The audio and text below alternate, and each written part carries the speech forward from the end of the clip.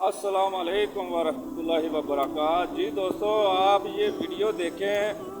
जब पैसों की बारी आती है तो मुफ्ती साहब कहते हैं कि इंसान की नीयत देखनी पड़ती है कि किस नीयत से वो पैसा फेंक रहा है। तो जब ये फतवा लगाते हैं तो तब इंसान की नीयत नहीं देखते हैं बल्कि इंसान को देखते हैं। आप ये वीडियो देखें और खुद फैसला करें। सर कुछ चीज़ें मैं आपसे रहनुमाई, क्योंकि आप मुफ्ती हैं, ये जो इस तरह की मजालिस होती हैं, ये जिसमें नाते पेश की जा रही हैं, उसमें जो उठ के पैसे फेंके जाते हैं, आप भी पेश कर रहे हैं, ये जस्टिफाइड होता है, ठीक होता है? ये देखें, देने वाले की नीयत पर डिपेंड करता है जी। मैंने किसी बुजुर्ग की तारीफ सुनी, मेरे नबी की तारीफ हुई, अब मैं उसको क्या दे सकता हूं?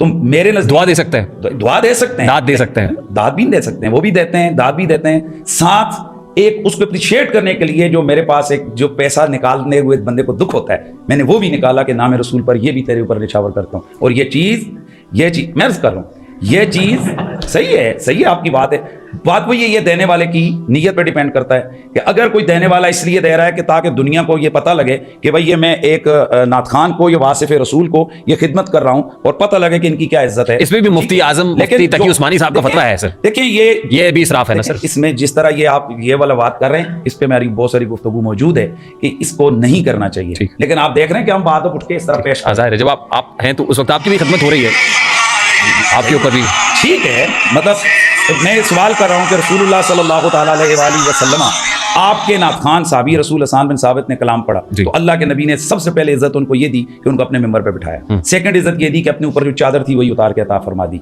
हजरत सैयदना ज़ैनुल आबिदीन, ये मैं सही रिवायात के हवाले से जो चीज़ें हैं वो, वरना तारीखी चीज़ें तो बहुत सारी हैं। सैयदना इमाम ज़ैनुल आबिदीन अलैहिस्सलाम के सामने जब तारीफ हुई उनके ख़ानदान की, रसूलुल्लाह की, तो आपने फरजदक शायर को कितने दिए थे? 10,000 दिरहम दिए। उसने कहा जी अल्लाह की कसम मैंने आखिरत के लिए ये आपकी तारीफ की है। तो हजरत इमाम ज़ैनुल आबिदीन ने फरमाया कि हम आले बैत हैं, हम जिसको दे दें हम उसके वापस नहीं लेते। आपकी गुफ्तगू सुन के मुफ्ती साहब कुछ चीज़ें ऐसी हैं जिस पे क्लैरिटी बहुत ज़रूरी है।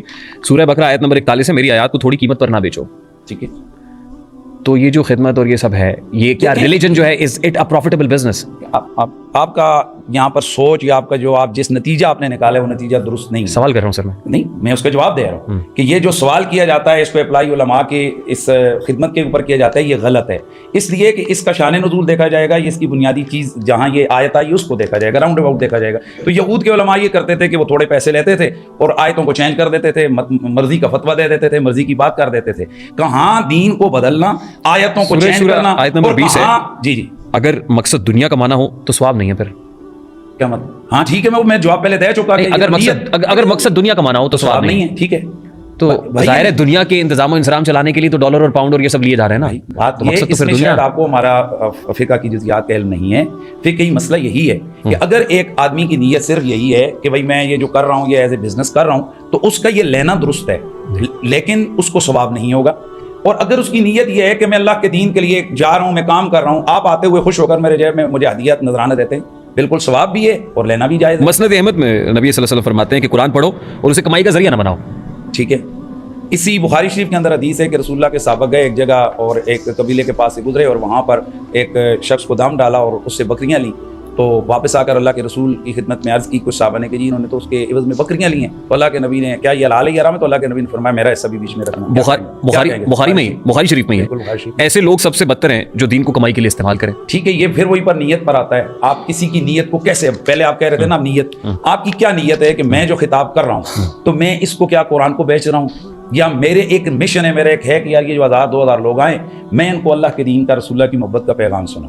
अब उसमें जो मुंतज़मीन है वो अपनी तरफ से मेरी खिदमत कर रहे हैं, या जो मेरा वक्त है, ये जो मेरी ज़रूरियात हैं, उनको भी पता है कि मेरा यही काम है, मैं इस तरह कर रहा हूँ, तो आखिर मेरी भी ज़रूरियात हैं, उसको अगर वो हमारे माशरे के अंदर लोग पूरी कर रहे हैं तो इसमें क्या। मुफ्ती हनीफ कुरैशी साहब की नीयत पे तो शक नहीं होगा, लेकिन और बहुत से लोग जो कर रहे हैं, मैं कह रहा हूँ मेरा प्रॉब्लम आप नहीं है, मेरा प्रॉब्लम सिस्टम है, फिर क्या करेंगे सर? बात वहीं पे आती है जब आप पहले कह रहे हैं कि नीयतों का जानने वाला अल्लाह तबारक व तआला है, तो फिर आप फैसला मैं और आप कैसे कर सकते हैं कि ये फलाने की नीयत ये है? जब मुझे एक बहुत बड़ा प्रॉब्लम हो रहा है सर, ये नात खानी जिस अंदाज में हो रही है, म्यूजिक के ऊपर नाते बन रही हैं, और फिर वो एक साहब इन पर्टिकुलर वो रिम झिम हो रही है, और जब तक नोटों की बहार है वो रिम झिम ही खत्म नहीं हो रही। गलत है। और फिर मैं देखता हूँ कि उस महफिल के अंदर उलमाए कराम भी बैठे हुए होते हैं वहाँ पे, रोकते क्यों नहीं हाथ से पकड़ के, क्या कर रहे हो तुम? देखें, कुरान मजीद ने वाज़ेह तौर पर यह कहा है कि आप मौज़त हसना के साथ और अच्छी तदबीर के साथ, जिसमें फितने का अंदेशा ना हो, आप लोगों की तरबियत करें। بے شمار ایسے مقامات ہیں کہ جہاں پر اس طرح کی چیزیں ہوئیں. آفٹر محفل میں نے ان تمام لوگوں کی اصلاح کی اور الحمدللہ اس کا اثر یہ ہوا کہ نہ صرف ان لوگوں نے اس کو قبول کیا بلکہ آئندہ کے لیے نہ کرنے کا عہد مسلم کیا, اور اس کے بعد ان اسٹیجوں پر یہ چیز نظر نہیں آئی. اگر وہیں پر میں کھڑا ہوتا, اوے چپ خاموش بیٹھ جاؤ نیچے, میری تو 2 منٹ کے لیے بلے بلے ہو جانی تھی, واہ واہ قریشی صاحب آپ نے جناب کیا تیر مارا اور کیا. لیکن ہوتا کیا کہ وہ جو ہزاروں لوگ تھے وہ میرے اسی چیز کو کرٹیسائز کرتے. آپ جیسے لوگ کہتے یار یہ تو طریقہ ہے علماء کا, یہ انداز ہوتا ہے کہ وہ جھڑکنا محفل کے اندر. تو کریں کیا, دونوں طرح سے عوام خوش نہیں ہوتی ہے. پھر یہاں پر بھی وہی نیت آئے گی. اگر کوئی اس نیت سے خاموش رہتا ہے کہ یار یہ غلط چیز ہو رہی ہے, انشاءاللہ اس کی میں اصلاح کروں گا اور بہتر انداز سے کروں گا. میں اسے پوچھ رہا ہوں کیا اصلاح ہو سکی ہے ابھی تک؟ بالکل ہوئی ہے. یہ محافل تو اسی طریقے سے جاری ہے سر. دیکھیں ہمارے اس میں پرابلم کیا ہے, مسئلہ یہ ہے کہ جہاں علماء کرام کو انوالو کیا جاتا ہے وہاں ان چیزوں کا بہت حد تک جو نا خاتمہ ہو چکا ہے.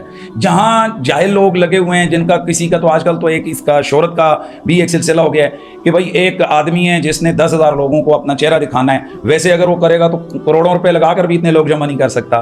تو اب وہ کیا کرے گا, 2 عمرے کے ٹکٹ رکھے گا, محفل نعت کروا لے گا, پورا شہر اکٹھا ہوگا, تھوڑی خدمت ہو جائے گی, واہ حاجی صاحب زندہ باد آپ نے یہ کر لیا.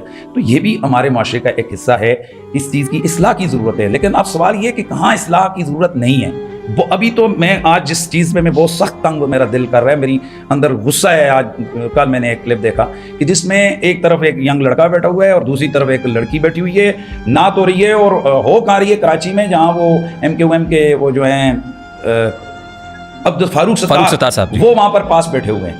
اب یہ سراسر حرام ہے. مجھے لگا وہ کہیں گے مفتی تقی عثمانی بیٹھے ہوئے. نہیں, وہ بیٹھے ہوئے ہیں.